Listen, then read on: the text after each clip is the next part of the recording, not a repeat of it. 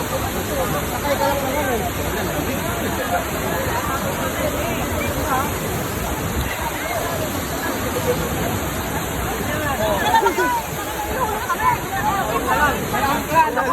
Para may angkla. Sakay ka lang naman. Hindi naman pupunta yun sa gitna. Dito lang yan oh. Hindi ay pupunta doon. Dito lang oh. Galingan lang. Ay siya.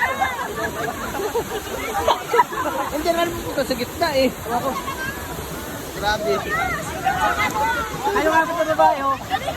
Ayaw nga po sa babae.